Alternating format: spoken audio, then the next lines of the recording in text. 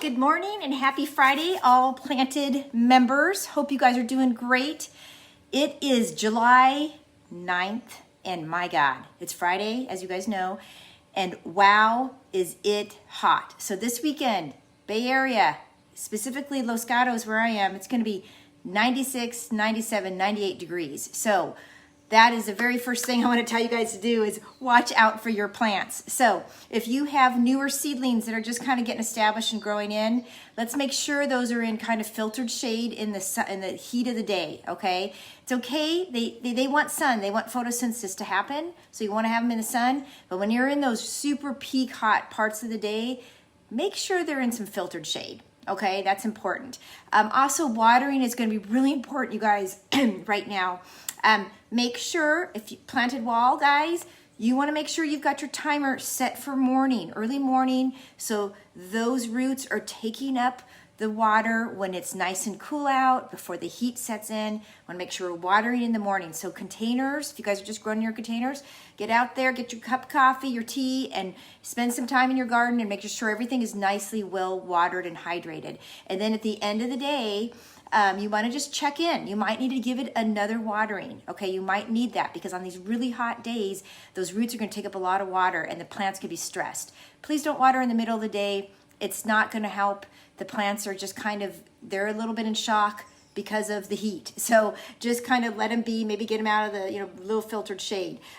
Now, one thing to know, we're going to post this later in the community if I can get a really good shot. I didn't have a good picture yet because it's still morning and so my plants aren't stressed yet. But those lettuces in the heat of the day, they can look like they're dead. I mean, sometimes those lettuces are just like, and they're really wilted. But if you will notice, they pick back up the minute it starts cooling off and at nighttime, they pick back up and they're nice and happy. Okay, so don't stress if you see your lettuces kind of wilting. That's okay. They're just a little stressed from the heat. That's what's going on. Okay, that was important to tell you guys.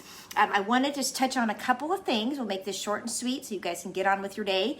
A reminder, last month, if you guys got a shipment last month, we did a great fun thing with Lynna Soaps, and she's up in San Francisco, and we are actually going to start an ongoing collaboration with her. I love this partnership because she does all natural, herb-infused beauty products, mostly bath products.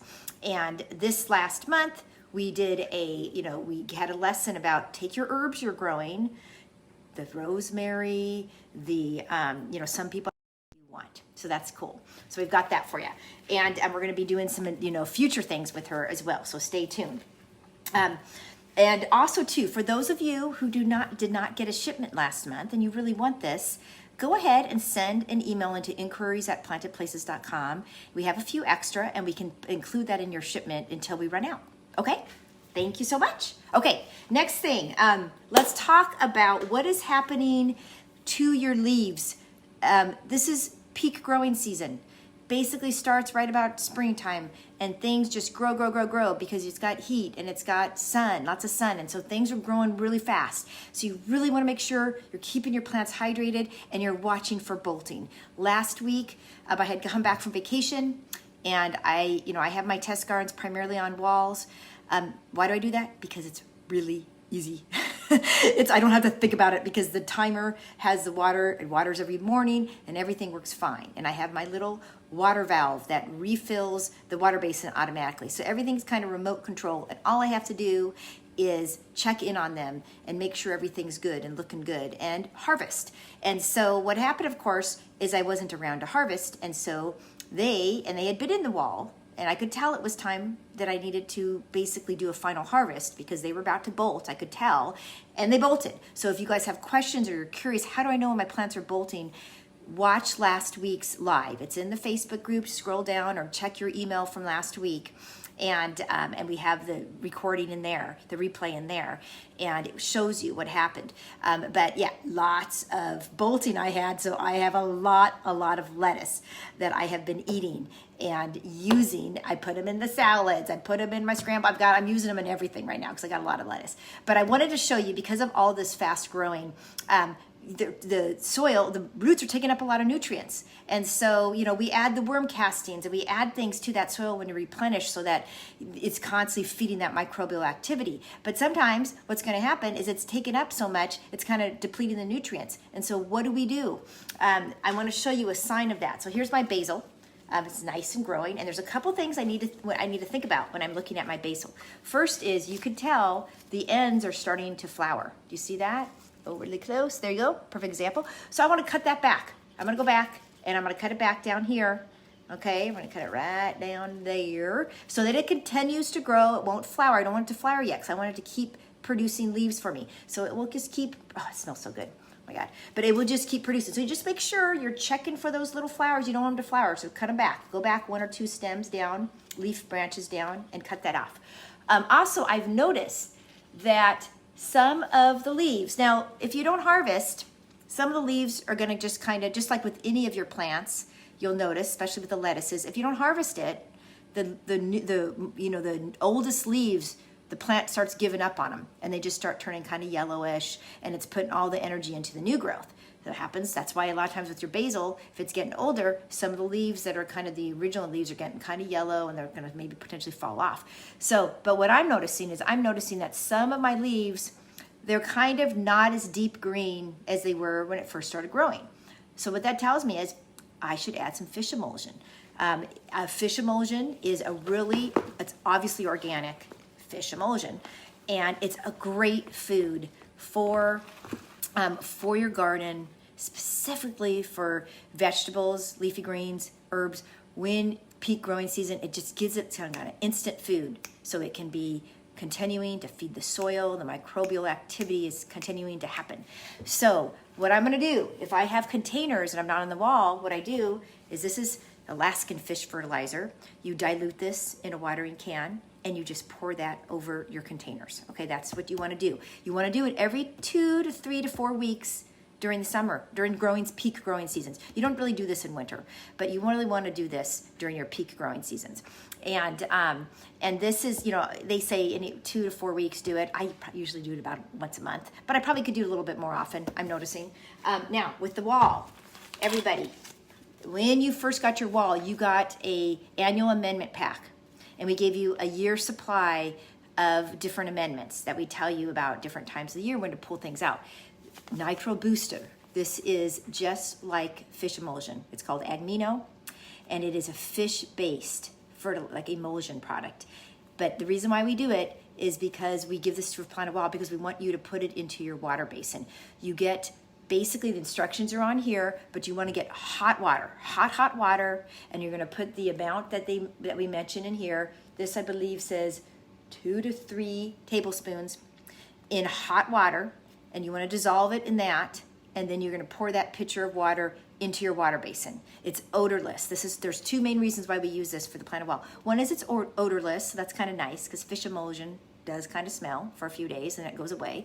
But it's odorless, but also it doesn't gum up the irrigation pipes. So you want to be careful. You don't want to be really putting this in your water basin because it can kind of gum up your irrigation plumbing.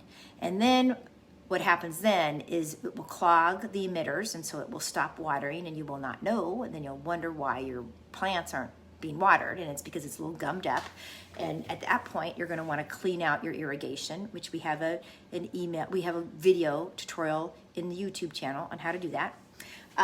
But you're going to want to do that. So the best thing is, don't put this in your water basin. Put this in your water basin. And if you need a new supply of it, please contact us in inquiries@plantedplaces.com and we can give that to you. That reminds me that we have some very exciting news. I'm going to keep it to the end about some stuff coming next week for you guys. It's been a long time in the works, and I'm so excited to announce it. But okay, so we talked about that. We talked about adding fish emulsion. We talked about pruning back your basil. The next thing I want to just show, I've got 2 more things because I want to make it quick. I want to show an example of, now we're going to be shipping out seedlings the week of the 18th of July. Okay, so we're about a week away from shipments. If you are a UPick customer, you're going to get an email starting next week, and we're going to ask you to go in and make your custom selection of seedlings for the next shipment. And so be on the lookout for that. You'll get 3 reminders. And when you get your seedlings, guys, and I'll reinforce this next week, it's really important that you try to plant them as soon as you can. Okay, lots of reason for that. The most obvious is they are sitting there in a seedling. It is peak growing season, and they want to grow. And if they're not being put in a pot with more soil, they're going to get stressed. And they're either going to start bolting, which you don't want, like your cilantro will actually try to start bolting, like as a seedling, if you don't get in the pot right away, okay? Same thing with your lettuce. Your lettuces, they're stressed out. They want to get into the bigger pot of soil. Now, also another thing that happens is if you have your seedlings and you're kind of putting them in deep shade before you plant them, what happens is they start getting really leggy. Do you see what happened with this romaine? Do you see this thing? It's really started stretching, and where before it could even, like, can you see that? There's the base. So this is not bolting because all the leaves are coming out at this spot. It's not like it's growing out here. This is actually not a bolting plant. It's just the stem was like, where's the sun? And it was stretching before it got put in the pot. So really important. That's going to be fine. You can see this is in the wall, and do you see how it's really funny. The root's going to get stronger, or not the root, I'm sorry, the base, the branch here. The base is going to get stronger and support it, and the plant's going to start growing up to the sun because it's sitting in the wall. But it's just, it's just really from a look standpoint. Like, it's like, well, you probably want it growing closer into the soil, right? This plant probably should have been planted a little deeper as well into the soil. That's important. But I wanted to show that. So make sure that you get your seedlings in the pots as soon as you can when you get them. That's really important. And if you can't do it for, if you have to wait a few days, filtered shade. Don't put it in dark shade. Put it in filtered shade. Just getting some sun. They're a little more sensitive to the sun early on, but don't put them in like deep shade. That's not good. You want them to get some sun. Morning, dappled sun, perfect. Okay, another question. What do I do? This comes up, and it's been happening to me, especially because I came back. I missed the June replenishment. I didn't miss it. I just wasn't able to plant in the test garden then because I was gone. And so what happened is I came back. I had to do a bunch of final harvests, and now I've got a bunch of pots that don't have a seedling yet. I'll get them in a week, and I'll be able to plant. But what do I do with my soil in between then? This is an important question. Some of you probably don't even know to ask this question. So this is why I love doing test gardens, because then it happens to me, and I'm like, what do I do? I don't want that soil. I know I don't want the soil to really dry out, okay? There's microbial, healthy soil. I probably have some worms in the soil. I want to keep it happy and going. So one of the most important things you don't want the soil, so you still want to water. Still water the soil. Keep it wet. If it's on the wall, then, and you haven't totally cut off the final harvest yet, just keep it in the wall. Maybe you want to cut it back a bit so that it's not so big and ugly looking. Just cut it back and just kind of keep it in the wall so that the soil's getting watered, and there's still activity through microbial activity still happening. That's important. Now, if you have containers and not in the wall, or if you want to take it off the wall, like I've done, what you want to do is we want to kind of keep feeding microbial activity. So what I did is I took some of my harvest remains, and I just I covered the soil with them. And I'm continuing to water this pot. And what's happening is this is decomposing, this organic matter is decomposing into the soil, and it's feeding the biology in the soil, okay? So that is important. So do you see what I did? I just covered that up with, you can see these are all just kind of old cuttings from harvesting, okay? I probably could put a little bit more in there too. I just want to cover all of the soil up. But that's what you do in between shipments if you had to harvest early and you're like, oh, I got to wait a week, or I got to wait a few days before I put the new one in. That's what you do, okay? Also, another important thing to do is this was a cilantro that was planted in May, okay? And I saved the tag, okay? So you either have a metal stake or you have a white tag if you're with the planted wall. And I saved that because I want to know what was the last plant I had in there, because the next time I replenish, I probably don't want to put a cilantro in there. I want to put a lettuce in there, or maybe I'll put another herb in there, but I will not put a cilantro in there. Why do we do that? It's called crop rotation. So part of what I love about what we do here is we're teaching you regenerative agriculture practices that we really want our big farms to be doing, but we can do this at a micro level. But that is good because when you rotate out different crops, it's better for the microbial activity because different plants take up different nutrients. And it's also better for pest management because the pests get confused. They were used to cilantro there, and now you've put a different plant in there, and it's like, oh, they get confused. So it keeps the pests away. Really important. Okay, last thing I want to say is let your flowers bloom. If you had chamomile, let it bloom. If you have the barrage still, I cut mine back, and we're going to post a picture in the Facebook community, and it just keeps flowering. It's very happy, keeps flowering, but that's good because it's attracting pollinators. It's creating a whole ecosystem for you. Basically, you want this balance between good and bad, right? And so it's bringing in the pollinators. It's bringing in different predators that are going to eat the insects that are trying to eat your plants. So you want to do this. So if the flowers are good, let them flower. Your nasturtium. Last month we had nasturtium. We'll probably bring nasturtium again this month because nasturtium is just so beautiful. It trills and it's got beautiful flowers, and it's a wonder. You can eat it, but it also is a pollinator. So these are just really important things to do when you're growing in small containers and you're growing sustainably. So that is everything for today. Thank you so much, guys. If you've got any questions, always remember to post your questions either in the community or you send us a specific question to plantedmd@plantedplaces.com. If you've got a specific question about something growing in your wall and you don't know what to do, you get custom feedback, custom training, super important. I am so excited to tell you, next week we are going to be unveiling our member website. This is huge. We have been working on this for such a long time, and it is beautiful. I'm so proud of the Planted Places team. They've done such a great job with it. And that is where we're going to be featuring so many fun things.